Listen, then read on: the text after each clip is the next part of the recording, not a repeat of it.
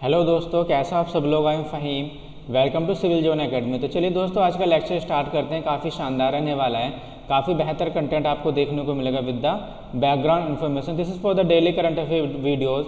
दोस्तों आज है 3 सितंबर, तो देख लेते हैं। और जो हम डिस्कस करने वाले हैं 31 अगस्त टू 3 सितंबर तक का हम डिस्कशन करने वाले हैं। इससे पहले हम 30 अगस्त तक हम डिस्कशन कर चुके हैं। तो चलिए देख लेते हैं कौन कौन सी न्यूज़ हमारे लिए इंपॉर्टेंट रहेगी।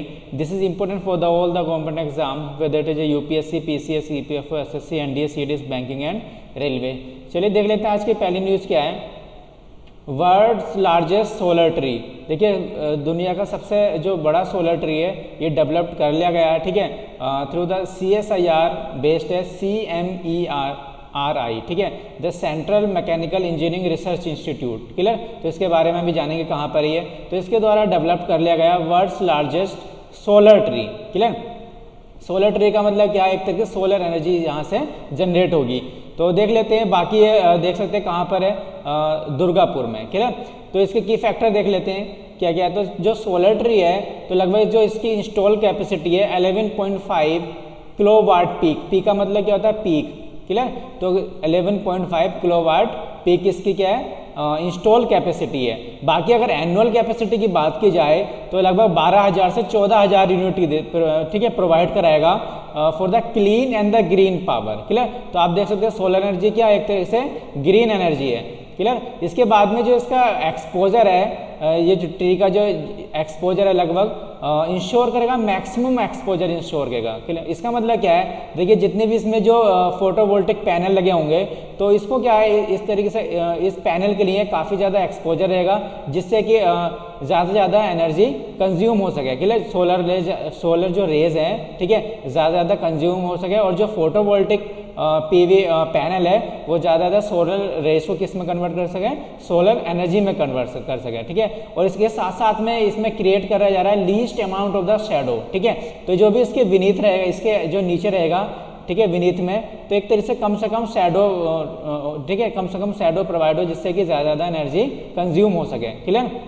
ये ज़्यादा जो सोलर रेज है कंज्यूम हो सके और सोलर रेज से कन्वर्ट की जा सके सोलर एनर्जी। क्लियर। तो देख सकते हैं लीस्ट अमाउंट ऑफ शैडो रहेगा इसमें। बाकी इसके जो बात की जा रही है, मॉनिटर करेगा रियल टाइम या डेली बेसिस पे। क्लियर। जो भी डेटा जनरेट करेगा वो रियल टाइम या डेली बेसिस पे जनरेट करेगा। बाकी इसको जोड़ा जा सकता है एग्रीकल्चर के फील्ड में, ठीक है, काफ़ी बेनिफिशियल रहेगा यहाँ पर। और देख सकते हैं इसका जो पोटेंशियल है लगभग 10 से 12 टन CO2 इमिशन को कम करना है। क्लियर। मतलब CO2 एमिशन जो होता है, जो भी थर्मल पावर से जो एमिशन होता है, ठीक है, तो इस तरीके से एक ग्रीन एनर्जी है, तो इसमें जो CO2 का एमिशन कम होगा, तो 10 to 12 टन CO2 एमिशन इसमें रिड्यूस करने की बात की जा रही है अगर ईच सोलर ट्री। क्लियर, ध्यान रखिएगा। और बाकी जो भी इसका जो एक्स्ट्रा सरप्लस जो भी जनरेट होगा एनर्जी, वो एक तरह से एनर्जी ग्रिड में दे दी जाएगी। क्लियर। और इसमें जो सोलर ट्री है इसमें इनकॉर्पोरेट किया जा रहा है, इसमें डाला जा रहा है IoT।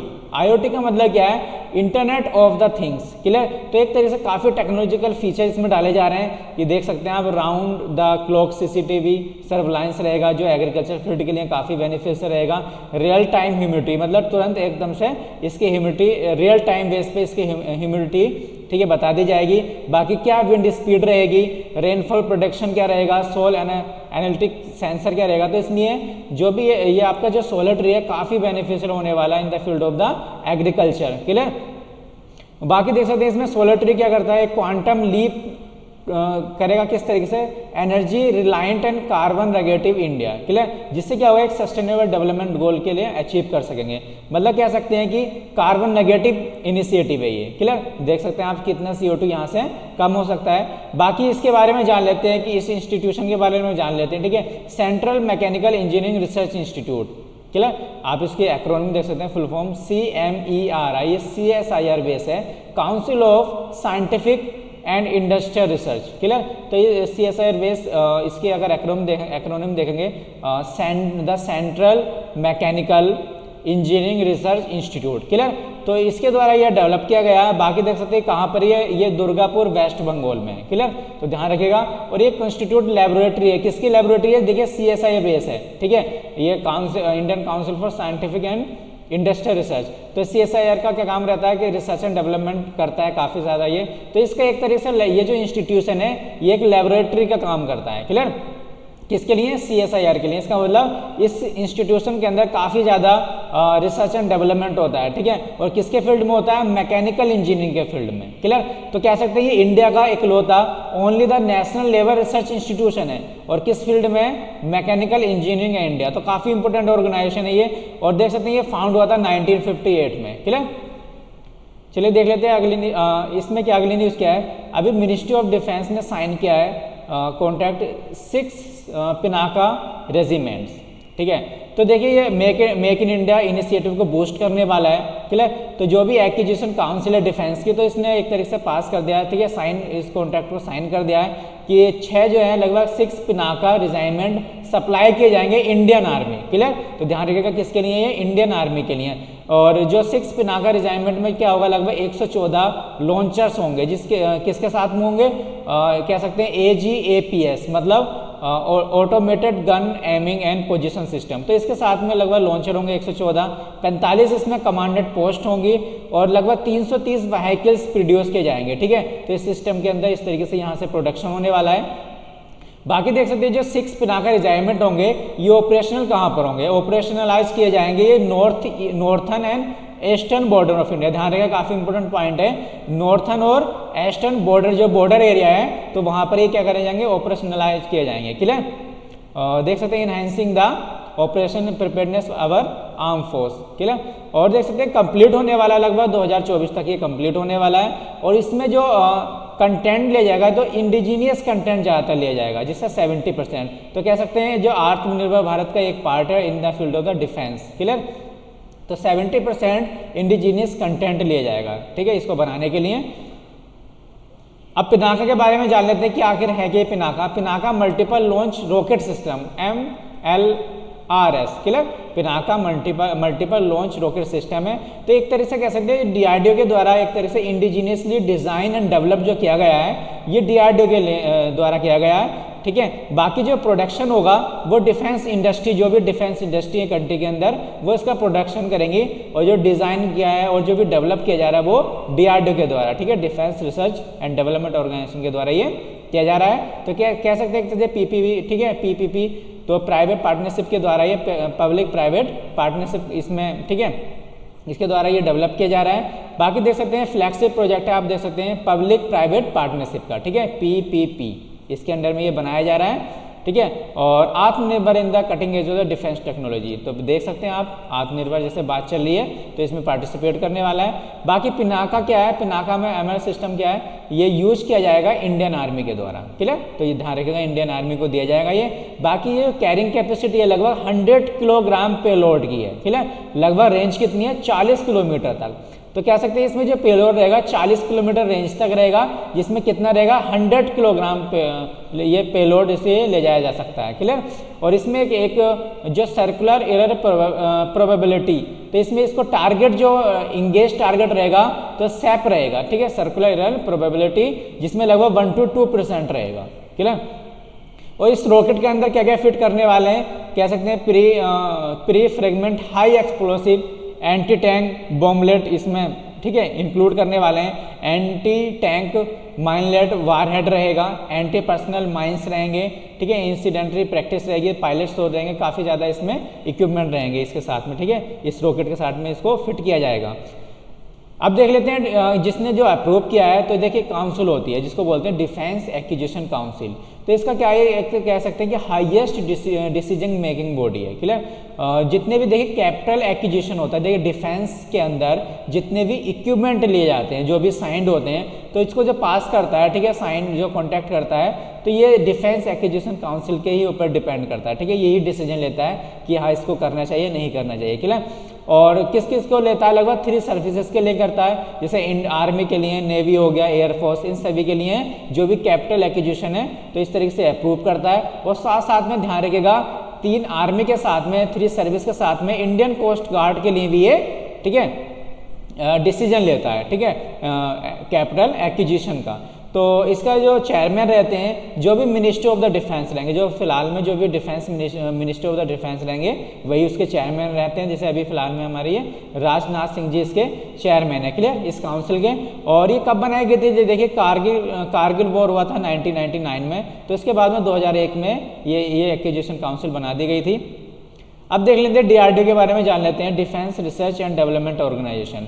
तो एक गवर्नमेंट की एजेंसी है जो रिसर्च एंड डेवलपमेंट करती है मिलिट्री के फील्ड में, ध्यान रखिएगा, ठीक है। और इसका जो हेडक्वार्टर कहाँ पर है? दिल्ली में, और फाउंड हुई थी 1958 में। अब किसको मर्ज करके हुई थी? ये technical development establishment, directorate of technical development और production of the Indian ordnance factory. देखिए इन तीन को मिलाकर ये एक तरीके से मर्ज करके ये फाउंड किया गया था 1958 में। तो काफ़ी न्यूज़ में रहती है, काफ़ी इंपॉर्टेंट है ऑर्गेनाइजेशन, क्लियर। और किस मिनिस्ट्री के अंडर में आती है? Under the ministry of the defence के अंदर में आती है डीआरडीओ। अभी देखिए काफ़ी न्यूज़ में है कि जीडीपी के कितने ज़्यादा कॉन्ट्रैक्ट हुआ है, ठीक है, कॉन्ट्रैक्शन हुआ है, लगभग 23.9% कॉन्ट्रैक्शन हुआ है, क्लियर। तो काफ़ी ज़्यादा कॉन्ट्रैक्शन हुआ है। और देख सकते हैं अगर चाइना का देखे जाएंगे तो कुछ पॉजिटिव बता रहा है, 3 से ऊपर है, 3 पॉइंट समथिंग, ये पॉजिटिव में गया। बाकी जापान हो गया, यूएसए, यूके, ठीक है, और इंडिया, तो इसमें काफ़ी ज़्यादा कॉन्ट्रैक्शन हुआ है। और इंडिया के अंदर सबसे ज़्यादा हुआ है, लगभग 23.9% का जीडीपी में कॉन्ट्रैक्शन हुआ है, ठीक है। तो देख सकते हैं डाटा किसने दिया है? ये एनएसओ ने दिया है, नेशनल स्टैटिस्टिक ऑफिस। तो ये डाटा इसने प्रोवाइड करा गया है जीडीपी का। तो लगभग ध्यान रखिएगा 23.9% बताया जा रहा है। क्वार्टरली में ये पहली बार हुआ है जब से 1996 से, देखिए क्वार्टरली डाटा कब से रिपोर्ट किया, ठीक है, स्टार्ट किया गया था 1996 से स्टार्ट किया गया था, जो क्वार्टरली डाटा दिया जाता था, ठीक है। तो उसके बाद में ये पहली बार ऐसा हुआ कि इतना ज़्यादा कॉन्ट्रैक्शन हुआ जीडीपी में, 23.9%। अब देख लेते हैं बाकी कौन कौन से एरिया काफ़ी ज़्यादा हिट किया गया, ठीक है। तो कंस्ट्रक्शन हो गया, manufacturing, trade, hotels, other service sector, mining. तो ये जितने भी ये सेक्टर हैं तो सब में काफ़ी ज़्यादा वर्स्ट, ठीक है, वर्स्ट हिट सेक्टर बताए जा रहे हैं, ठीक है। तो काफ़ी ज़्यादा हिट किया गया, काफ़ी ज़्यादा वर्स्ट कंडीशन रही है कंस्ट्रक्शन की, हो गई, मैन्युफैक्चरिंग, ट्रेड, होटल्स, क्लियर। बाकी देख सकते हैं इसका जो रीज़न बताया जा रहा है, जो पेंडेमिक चल रहा है, और बाकी सीरीज ऑफ द लॉकडाउन बताया जा रहा है। बाकी आप देख सकते हैं, ठीक है, इससे पहले भी सिचुएशन सही नहीं थी, काफ़ी ज़्यादा जीडीपी में, ठीक है, कॉन्ट्रैक्ट्स हो रही, काफ़ी जीडीपी गिर रही थी इंडिया की। अब देख सकते हैं बाकी, और एक फैक्ट है काफ़ी इंपॉर्टेंट, ये फैक्ट है कि जो एग्रीकल्चर सेक्टर है, देखिए एग्रीकल्चर ही इकलौता ऐसा सेक्टर है जिसमें ग्रोथ किया गया, पॉजिटिव ग्रोथ हुआ 3.4%। तो काफ़ी इंपॉर्टेंट पॉइंट है ये।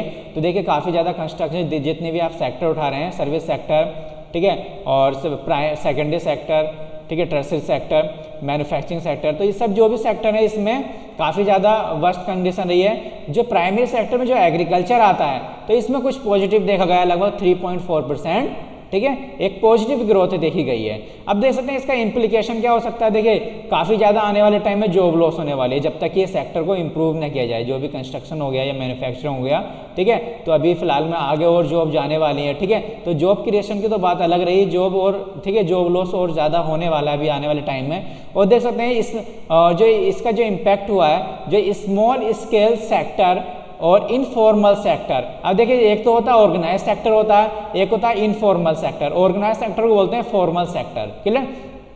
तो इससे ज़्यादा जो फर्क पड़ने वाला है, सबसे ज़्यादा फर्क पड़ने वाला ऑर्गेनाइज से भी ज़्यादा पड़ने वाला है इनफॉर्मल सेक्टर। आप देख सकते हैं काफ़ी ज़्यादा जो रेलीज वगैरह लगाते हैं, ठेले वगैरह लगाते हैं, ठीक है, और काफ़ी ज़्यादा बीच बीच में गांव में बाजार वगैरह लगती रहती है, जैसे संडे मार्केट हो गया, बुध बाजार हो गया। तो इस तरीके से काफ़ी जो अनऑर्गेनाइज सेक्टर है तो यहाँ से ज़्यादा रेवेन्यू भी होता है गवर्नमेंट को, क्लियर, और इसको ही ज़्यादा, ठीक है, इस पर ही ज़्यादा इम्पैक्ट पड़ने वाला है। तो देख सकते हैं, ठीक है। तो ध्यान रखिएगा जो इनफॉर्मल सेक्टर है, जो स्मॉल स्केल सेक्टर है, इसमें ज़्यादा इम्पैक्ट पड़ने वाला है इसका।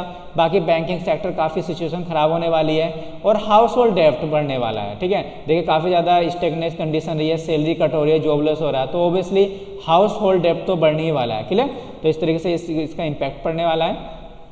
अगले देख लेते हैं न्यूज। अभी गवर्नमेंट ने लॉन्च किया रियल टाइम मार्केट। अब देखिए डायरेक्टली क्वेश्चन पूछ लिया जाता है, काफ़ी बार सिविल सर्विस में पूछा जाता है कि ये किससे रिलेटेड है, क्लियर। तो इस तरीके से जो रियल टाइम मार्केट है ये करने वाला है लगभग एनर्जी एक्सचेंज, मतलब एनर्जी के फील्ड में, इलेक्ट्रिसिटी के फील्ड में मार्केट प्रोवाइड करने के लिए एक गवर्नमेंट ने स्कीम लॉन्च की है, रियल टाइम मार्केट। तो पहली बात आपको ध्यान रखना है, जो रियल टाइम मार्केट है ये किसके लिए है, एनर्जी के फील्ड में है ये, क्लियर। तो गवर्नमेंट ने लॉन्च किया है real time market of electricity, clear, to enable the buyers and the sellers, ठीक है, जिससे कि काफ़ी अच्छी तरीके से रियल टाइम ऑपरेशन हो ठीक है, स्टार्ट हो सके, क्लोज हो सके, किसके साथ में, जो भी वायर्स रहेंगे, जो भी सेलर्स रहेंगे, ठीक है। तो एक तरीके से एक अच्छी मार्केट प्रोवाइड करने के लिए स्कीम लाई गई है, किसके फील्ड में, इलेक्ट्रिसिटी के फील्ड में, क्लियर। तो इसमें क्या होगा, एक तरीके से हो सकता है कि शॉर्टेड बिडिंग टाइम को कम किया जाएगा, फास्टर शेड्यूलिंग रहेगा, ठीक है, डिफाइंड एक तरीके से जो भी प्रोसेस रहेगा, एक डिफाइंड प्रोसेस रहेंगे कि हाँ इस तरीके से ये प्रोसेस चलने वाला है। तो इससे क्या होगा, काफ़ी ज़्यादा पार्टिसिपेट रहेंगे, ठीक है, जो भी पार्टिसिपेट रहेंगे तो एक तरीके से अच्छा उनको रिसोर्स मिल सकेगा टाइम, ठीक है, टाइम के साथ साथ। तो इसमें अगर कुछ पॉइंट देख लेते हैं क्या है इस स्कीम के तहत रियल टाइम मार्केट में, तो इसमें लगभग एक दिन में 30 मिनट दिए जाएंगे, ठीक है, जिसमें बायर्स और सेलर्स को तो 15 मिनट तो हर ब्लॉक के लिए, ठीक है, जो भी वायर रहेगा, जो सेल्स बिट रहेंगे, तो इनके लिए 15-15 मिनट का ये ब्लॉक भी दिया जाएगा, ठीक है, एक ब्लॉक 15 मिनट का रहेगा, तो टोटल 30 मिनट दिए जाएंगे एक दिन के अंदर, ठीक है, तो वायर्स और सेल्स के लिए, ठीक है, बिट्स के लिए। और देख सकते हैं लगभग जो ऑर्गेनाइज मार्केट, इससे क्या होगा, एक तरह से मार्केट प्लेटफॉर्म प्रोवाइड किया जाएगा, ऑर्गेनाइज्ड मार्केट प्लेटफॉर्म प्रोवाइड किया जाएगा, क्लियर। तो इससे क्या होगा, जब मार्केट प्रोवाइड किया जाएगा तो कह सकते हैं कि एक तरीके से फ्लेक्सिबिलिटी रहेगी, जिससे कि रियल टाइम बैलेंस रहेगा, ठीक है। मार्केट का मतलब क्या हो गया, एक तरीके से बैलेंस होना चाहिए, ठीक है, किसमें, ensuring the optimal utilisation of the available surplus. तो जितने भी सरप्लस होगा, तो उसमें जो भी सरप्लस हुआ तो उसमें एक तरीके से ऑप्टिमल यूटिलाइजेशन किया जाए, ठीक है, इलेक्ट्रिसिटी के केस में। तो एक तरह से एक अच्छी मार्केट प्रोवाइड करने की बात की जा रही है in the field of the electricity. बाकी जो भी डिमांड पैटर्न रहेगा कंट्री का, ठीक है, तो इसमें किस तरीके से डाइवर्सिटी रहेगी, उसको मैनेज करने वाले हैं नेशनल लेवल पर। बेनिफिट देखिए क्या हो सकता है, इससे क्या रहेगा, देखिए बहुत ज़्यादा, देखिए मार्केट का मतलब क्या हो गया, मार्केट का मतलब कंपटीशन, तो बहुत अच्छे तरीके से यहाँ पे कंपटीशन होने वाला है। तो इससे क्या होगा कि जो भी amount of the renewable energy resource क्या होगा, एक तरह से इसमें higher amount of the integration होगा। तो मतलब जो भी रिन्यूएबल एनर्जी रिसोर्स रहेगा, इसका काफ़ी ज़्यादा इंट्रीगेशन रहेगा, क्लियर। और बाकी डिस्कॉम को काफ़ी फायदा रहेगा, डिस्कॉम को एक जब मार्केट मिलेगी तो इस तरह से, ठीक है, एक तो एक्सेस कर सकेगा मार्केट को, जिससे कंपटीटिव प्राइस रहेगा, क्लियर। तो मार्केट का मतलब क्या हो गया दोस्तों, एक तरह से कंपटीटिव प्राइस हो गया। तो इससे डिस्कॉम को भी फायदा रहेगा कि एक तरह से जो भी, ठीक है, फाइनेंशियल असिस्टेंट दे सकेगा कंपनी को एक सही प्राइस में, कंपटीटिव प्राइस में, क्लियर। और तो कह सकते हैं पावर परचेज पोर्टफोलियो, जिससे क्या रहेगा, मोर ऑप्टिकली रहेगा, ठीक है, जो भी पावर परचेजिंग पोर्टफोलियो रहेगा, ठीक है। तो इसमें एक ऑप्टिमली, ठीक है, ऑप्टिमली व्यू प्रोवाइड करेगा, कह सकते हैं कि कॉस्ट क्या रहेगी इसकी, ऑप्टिमाइजेशन रहेगी, ठीक है, परचेजिंग पावर में, ठीक है, पावर परचेज में। और देख सकते हैं इसमें एक तरह से रिलायबल सप्लाई दिया जाएगा, ठीक है, any last minute requirement of the power. तो देखिए हर मिनट के लिए एक तरह से रियल टाइम मार्केट प्रोवाइड की जाएगी, ठीक है, रिलायबल सप्लाई की जाएगी। आप देख सकते हैं कि एनर्जी क्या होता है, हम इलेक्ट्रिसिटी देखते हैं, ठीक है, कि इलेक्ट्रिसिटी देखते कभी आ रही है कभी जा रही है, तो ऐसा नहीं होगा कि हर मिनट को काउंट किया जाएगा, एक तरह से रियल टाइम मार्केट प्रोवाइड की जाएगी, ठीक है, एक तरह से कह सकते हैं रिलायबल एनर्जी इलेक्ट्रिसिटी का सप्लाई किया जाएगा, क्लियर। तो देख सकते हैं रियल टाइम मार्केट हो, इसके साथ साथ में एक ग्रीन टर्म अहेड मार्केट भी है, ठीक है, GTAM। तो ये क्या दोस्तों, ग्रीन का मतलब क्या हो गया, ग्रीन का मतलब रिन्यूएबल, क्लियर। अगर हम ये भी देखें, ये भी एक मार्केट इलेक्ट्रिसिटी के फील्ड में ही है, जैसे हम देख सकते हैं रियल टाइम मार्केट है, ये भी इलेक्ट्रिसिटी के फील्ड में। इसके साथ साथ में ग्रीन टर्म अहेड मार्केट भी है, GTAM। तो ये भी इलेक्ट्रिसिटी के फील्ड में, मगर इलेक्ट्रिसिटी ये किसके फील्ड में, ये कह सकते हैं आप रिन्यूएबल एनर्जी सेक्टर के लिए। तो इस स्कीम के तहत क्या होगा, जो भी रिन्यूएबल एनर्जी सेक्टर है इसमें इसको इंक्रीज किया जाएगा, क्लियर, इलेक्ट्रिसिटी के लिए। तो देख सकते हैं लगभग आप देख सकते हैं पहले जो 175 गीगावाट का टारगेट रखा गया था, जो 2022 तक कंप्लीट करना था, ठीक है, रिन्यूएबल एनर्जी के लिए। तो 175 को हम ब्रेक करें तो 175 ब्रेक किया जाता है, लगभग 100 गीगावाट सोलर एनर्जी के लिए था, क्लियर, और 60 गीगावाट किसके लिए था, विंड एनर्जी के लिए था। और देख सकते हैं आप कितना बजा,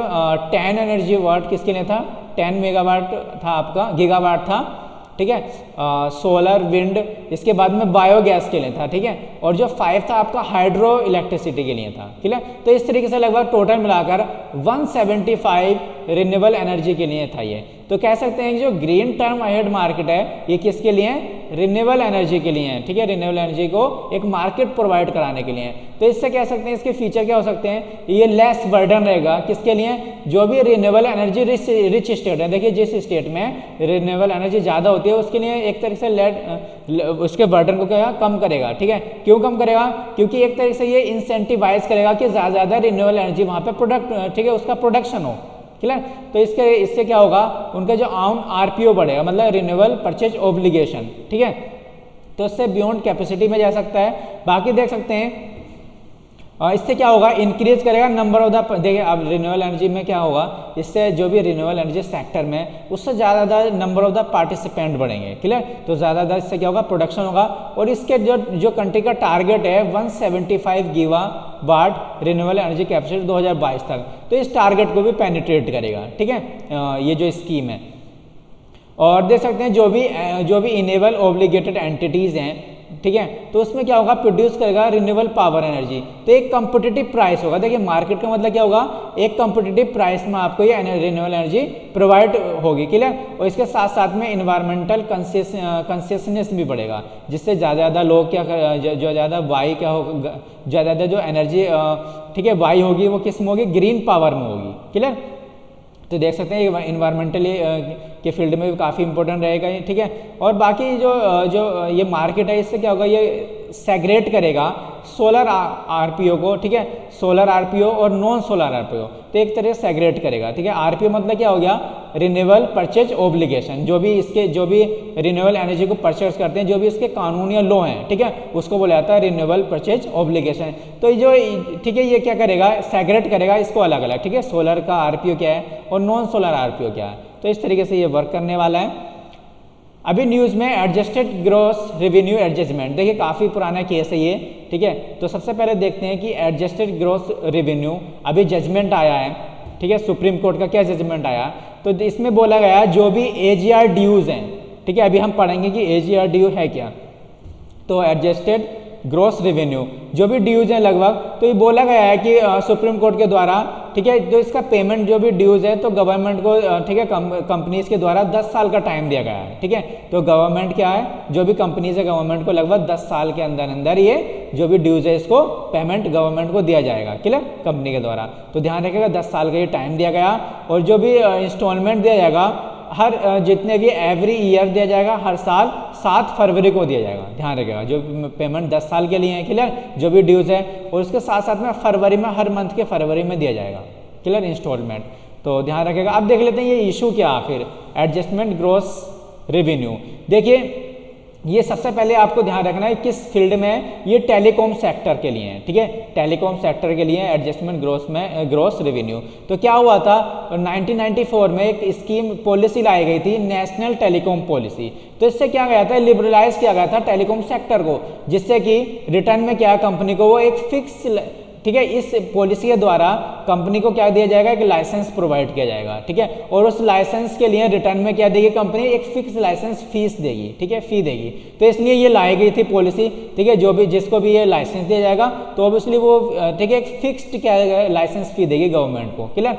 तो उसके बाद में फिर क्या हुआ, 1919 में क्या हुआ, 1999 में एक रिलीफ दिया गया, ठीक है, जो भी फिक्स लाइसेंस फी था उसमें रिलीफ दिया गया कि फिक्स ना देकर एक तरह से रेवेन्यू शेयरिंग फ्री मॉडल, मतलब जो भी रेवेन्यू जनरेट करेगी कंपनी फिक्स फी ना देकर, ठीक है, जो भी रेवेन्यू जनरेट करेगी उसका शेयर गवर्नमेंट को दिया जाए, ठीक है, जो भी प्रॉफिट होगा, जो भी कुछ होगा, जो भी रेवेन्यू जनरेट होगा उसका शेयर बेस पे वो लाइसेंस की जो फी है उसके शेयर बेस पे दी जाए, फिक्स ना देकर, क्लियर। तो एक तरीके से लिबरलाइज और कर दिया, रिलीफ दिया गया था 1999 में, ठीक है। तो कह सकते हैं गवर्नमेंट को जो भी कंपनी है एजीआर के थ्रू, ठीक है, क्या दिया जाएगा, एनुअल लाइसेंस फी और स्पेक्ट्रम यूजेस चार्ज जो गवर्नमेंट को दिया जाएगा, क्लियर, किसके बेस पर, ध्यान रखिएगा, फिक्स ना होकर रेवेन्यू शेयरिंग फ्री मॉडल के बेस पर, क्लियर। अब बात आती है डेफिनेशन की, आखिर एजीआर में कौन क्या क्या चीज़ आती है, मतलब एडजस्ट जो भी रेवेन्यू जनरेट हो रहा है कंपनी का, तो उसमें जो भी गवर्नमेंट को शेयर किया जाएगा, ठीक है, तो उसमें क्या क्या इंक्लूड किया जाना है कंपनी का। तो एजीआर की डेफिनेशन दी गई थी टेलीकॉम के द्वारा, क्लियर। तो इसके बाद में जो भी उसकी डेफिनेशन दी गई थी, ठीक है, एडजस्टमेंट ग्रॉस रेवेन्यू, तो डेफिनेशन इनको अच्छी नहीं लगी। जो भी cellular operator association of India है, इन्होंने उस डेफिनेशन को चैलेंज कर दिया था, गवर्नमेंट की जो डेफिनेशन दी थी AGR के, ठीक है, सुप्रीम कोर्ट में चैलेंज कर दिया था कि ये डेफिनेशन सही नहीं है। क्लियर।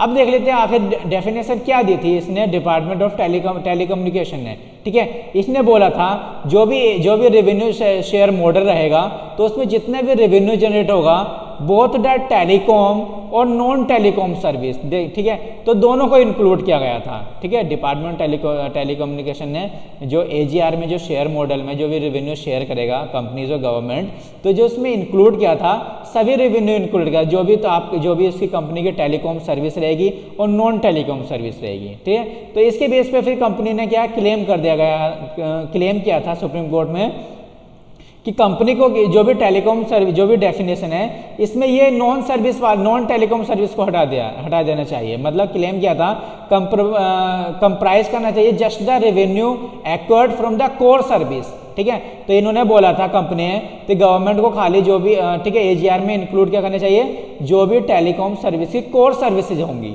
ठीक है, उसके रेवेन्यू का शेयर दिया जाना चाहिए, ना कि जो भी डिवाइडेड हो गया, जो भी इंटरेस्ट इनकम हो गई कंपनी की, या जो भी प्रॉफिट, ठीक है, एनी इन्वेस्टमेंट को, जो भी इन्वेस्टमेंट सेल करके जो भी प्रॉफिट हो रहा है, ठीक है, और जो भी कंपनी का फिक्स एसेट्स है, तो इस सबको हटाकर, ठीक है, जो भी शेयर मॉडल में क्या होना चाहिए, कोर सर्विस का रेवेन्यू शेयर करना चाहिए, ये इन्होंने कंपनी ने बोला था, ठीक है।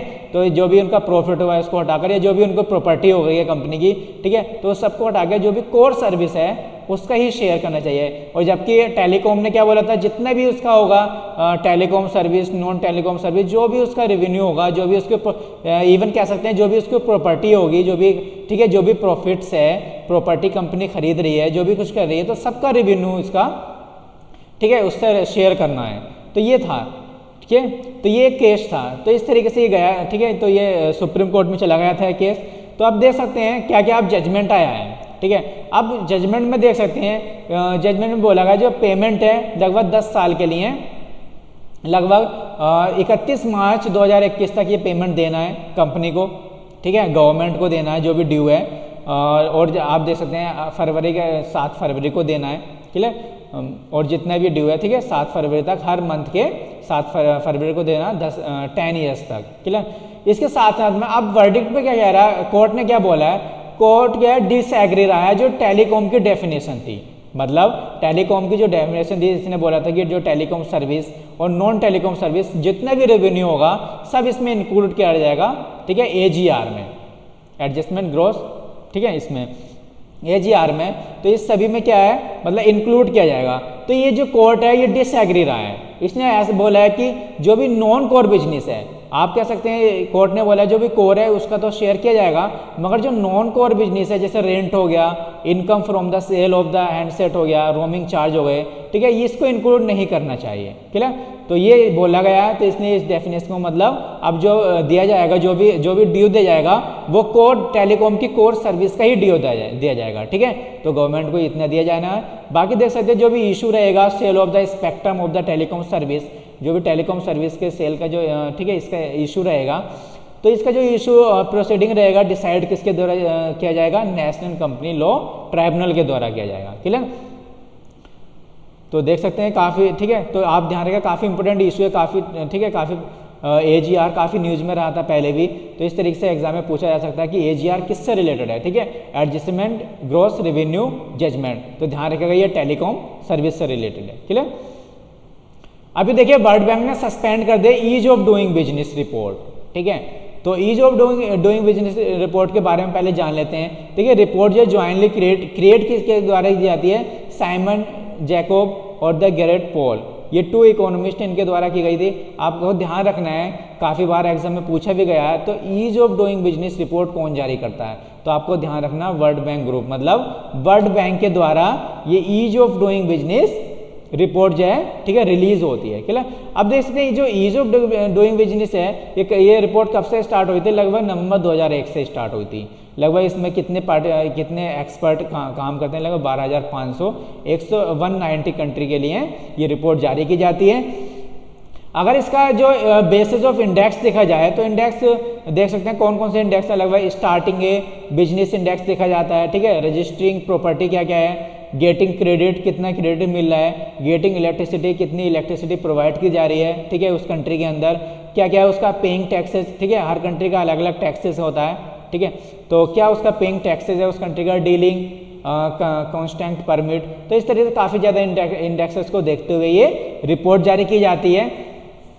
अब ईज ऑफ डूइंग बिजनेस क्या है, देखिए ईज ऑफ डूइंग बिजनेस का मतलब क्या है कि काफ़ी इंपॉर्टेंट रोल प्ले करता है, ठीक है, किसके फील्ड में, इन्वेस्टमेंट के फील्ड में। अगर जिस कंपनी का जिस कंट्री का अच्छा ईज ऑफ डूइंग बिजनेस होगा, ठीक है, तो वहाँ पे ज़्यादा इन्वेस्टमेंट किया होगा, ठीक है, इन्वेस्टमेंट होगा, ज़्यादा FDI होगा, फॉरेन डायरेक्ट इन्वेस्टमेंट। अब ज़्यादा FDI आएगा, इन्वेस्टमेंट होगा, ठीक है, उस कंट्री के अंदर, तो उससे ज़्यादा दोस्तों एम्प्लॉयमेंट भी जनरेट होगा। एम्प्लॉयमेंट जनरेट के बाद में लोगों के पास पैसा आएगा, उसके बाद में गवर्नमेंट के बाद में टैक्स जाएगा। तो इस तरीके से इकोनॉमी काफ़ी अच्छी घूमती है, ठीक है। तो काफ़ी ईज ऑफ डूइंग बिजनेस, ठीक है, तो इसलिए ईज ऑफ डूइंग बिजनेस ये रिपोर्ट जारी की जाती है। तो इससे क्या होता है, काफ़ी जितनी अच्छी रैंक होगी तो ठीक है उतने ही ज़्यादा अट्रैक्ट करेगा मोर बिजनेस को, क्लियर। तो अभी फिलहाल में क्या हुआ है, देखा गया है जो भी रिपोर्ट जारी करता है वर्ल्ड बैंक, तो देखा गया है कि काफ़ी ज़्यादा इरेगुलरिटीज़ पाई गई हैं। अभी जो रिपोर्ट आई थी 2017 में 2019 में, ठीक है, तो इसको बताया जा रहा है कि अच्छी, ठीक है, जो भी रैंक जारी की है तो उसमें कुछ इरेगुलरिटीज़ पाई गई हैं, ठीक है। तो जब तक कि इसको सही नहीं कर देता क्या क्या कमी पाई गई है, क्या क्या, ठीक है, इरेगुलरिटीज़ हैं, तो तब तक ये बोला गया कि इसको सस्पेंड कर दिया गया है इस रिपोर्ट को, क्लियर। तो देख सकते हैं अगर इंडिया का केस देखा जाए दोस्तों, तो अभी 2020 में लगभग 190 में से 63 रैंक पर है, ठीक है। उससे पहले 77 रैंक पर था, उससे पहले 100 पर था, उससे पहले दोस्तों 130 पर था। देखिए काफ़ी ज़्यादा जंप किया है, आप ही देख सकते हैं। देखिए अभी देखिए कितने 2000 काफ़ी ज़्यादा अनएम्प्लॉयमेंट होने के बाद में भी, और देखिए FDI भी काफ़ी कम है, तब भी देखिए कितनी अच्छी, काफ़ी सही रैंक, ठीक है, प्रोवाइड की गई है। तो इसमें देखा जा रहा है कि काफ़ी ज़्यादा इरेगुलरिटीज़ पाई गई हैं, तो इस तरीके से इसको क्या है, सस्पेंड कर दिया गया। तो आपको ध्यान क्या रखना है कि कितनी रैंक रही है इंडिया की, तो 63 अभी रही है, ठीक है, 2020 फिर 77 रही थी, ठीक है। तो काफ़ी ज़्यादा ईज ऑफ डूइंग बिजनेस में इंडिया ने काफ़ी ज़्यादा, ठीक है, जंप किया है। चलिए अगली न्यूज़ देख लेते हैं। फर्स्ट ईवर रोरो सर्विस फ्लैग कर दी गई है, ठीक है। रोरो का मतलब क्या है, roll on roll of service. तो देख सकते हैं Karnataka chief minister BS Yediyurappa, तो इन्होंने क्या किया है, फर्स्ट एवर मतलब पहले ऐसी रोल एंड रोल सर्विस, ठीक है, फ्लैग कर दी है रिसेंटली। किसके लिए, साउथर्न वेस्टर्न रेलवे, तो रेलवे के लिए ध्यान रखिएगा। तो पहली सर्विस रेलवे के लिए roll on roll of service, ठीक है, लॉन्च कर दी गई है। और ये कहाँ से कहाँ तक है, ध्यान रखिएगा, नीलमंगला कहाँ पर है, बेंगलोर में, और बेल नियर द सोलापुर महाराष्ट्र। तो देखिए वीडियो कॉन्फ्रेंसिंग के द्वारा ये फ्लैग कर दी है सर्विस। तो ध्यान रखिएगा पहली रेलवे सर्विस किसके लिए, रोल ऑन रोल ऑफ। इसका, ठीक है, ये सर्विस है क्या आखिर, इसमें क्या है, एक तरह से कॉम्बिनेशन लिया गया है, best feature for the road and rail transport. तो देखिए जो सर्विस प्रोवाइड की जाएगी दोनों को देखते हुए की जाएगी, ठीक है, किस किस के लिए, रोड के लिए भी और रेल ट्रांसपोर्ट के लिए, दोनों के कॉम्बिनेशन से प्रोवाइड की जा रही है। इसमें क्या हो रहा है, देखिए जो भी रेल सर्विस हो गया, रेल सर्विस में, रेल में क्या होगा, जो भी फ्रेट रेलवे होगा उसमें क्या होगा, देखिए जो भी रोड व्हीकल्स हैं, ट्रक वगैरह हो गया, उसमें क्या होगा, जो भी कमोडिटी लोड की जाएगी, ठीक है, ट्रक के साथ साथ में, उसके साथ में लोड करने के बाद में, तो इस रेलवे सर्विस के द्वारा ये सर्विस रोड टू, ठीक है, door to door service provide की जाएगी। मतलब जैसे जो भी कमोडिटी जो भी ट्रक में लोड हो गया, उसके बाद में मान लो कि इस स्टेट में 2-3 स्टेट में पहुँचाना है, तो एक यहाँ पे, ठीक है, जिस स्टेट में पहुँचाना है उस स्टेट में ये पहले तो रेलवे के साथ में जाएगी, फिर यहाँ से जो ट्रक है जो भी लोड किया जाएगा कमोडिटी, यहाँ पे स्टेशन पे उतार दिया जाएगा, और इस स्टेशन के बाद में ये उस स्टेट के अंदर रोड के जरिए वहाँ पे जो भी सामान है पहुँचा दिया जाएगा, क्लियर। तो इसलिए दोनों का कॉम्बिनेशन लिया गया है इसमें, रेलवे, ठीक है, रेलवे प्लस रोड। इससे क्या फ़ायदा होगा, आप देख सकते हैं काफ़ी ज़्यादा, अगर रोड की सर्विस लेंगे, ठीक है, अगर हम ट्रक के जरिए सामान पहुंचाएंगे तो काफ़ी ज़्यादा जो रोड सर्विस है काफ़ी ज़्यादा इसमें कंजेशन होगा, क्लियर, काफ़ी ज़्यादा ट्रैफिक होगा। अगर रोड पर ट्रक वगैरह चलेंगे तो काफ़ी ज़्यादा ट्रैफिक वगैरह हो जाएगा, तो इसको ठीक है, और काफ़ी ज़्यादा ट्रैफिक होगा, काफ़ी ज़्यादा कह सकते हैं कि आप काफ़ी ज़्यादा कॉस्टली रहेगा, ठीक है। आप देख सकते हैं रेलवे काफ़ी ज़्यादा, ठीक है, चीपली रहता है इसके कंपेरिजन में, रोड के कंपेरिजन में, तो रोड काफ़ी कॉस्टली रहेगा और इन्वायरमेंटली भी काफ़ी ठीक है, हार्मफुल रहता है रोड के जरिए। तो इसलिए ऐसा कहा गया है, ऐसे ठीक है, तो इसलिए रेलवे और रोड को एक तरीके से कंबाइंड सर्विस प्रोवाइड की जा रही है, मतलब रेलवे के द्वारा सर्विस प्रोवाइड की जाएगी, ठीक है। जो भी ट्रक हो गया, जो भी व्हीकल्स होगी लोड कर दिए जाएंगे, उसके बाद में हर स्टेट में जहाँ जहाँ सर्विस पहुँचानी उतार दी जाएंगे, उसके बाद में फिर रोड के जरिए वहाँ पर ये पहुँचा दिया जाएगा। तो इसलिए कह सकते हैं रोड ट्रांसपोर्ट में जो भी ट्रैफिक होगा, ठीक है, उसमें जो भी कंजेशन होगा काफ़ी कम कर दिया जाएगा, कम हो जाएगा, ठीक है। आप जैसे काफ़ी डिले रहता है पैसेंजर व्हीकल में, ठीक है। इसके साथ साथ में देख सकते हैं हैसल फ्री रहेगा और इन्वायरमेंटली फ्रेंडली ट्रांसपोर्ट रहेगा। और देख सकते हैं किस किस के लिए ये medium to large quantity of the fleet, clear. तो इस तरह की ये सर्विस प्रोवाइड की जा रही है। Thank you everyone, stay safe and healthy. आप मुझे फॉलो कर सकते हैं फेसबुक पर, इंस्टाग्राम पर, और दोस्तों नीचे वीडियो के डिस्क्रिप्शन लिस्ट में ये इसकी लिंक दी होगी, ठीक है। यहाँ से आप क्लिक करके टेलीग्राम को ज्वाइन कर सकते हैं, जिससे आपको यहाँ पे फ्री PDF मिल जाएगी। Please like share subscribe. और दोस्तों अगर वीडियो आपको अच्छी लगी हो तो प्लीज़ सब्सक्राइब कर दीजिएगा और बेल आइकन को दबाना मत भूलिएगा, जिससे आपको नोटिफिकेशन मिल जाए।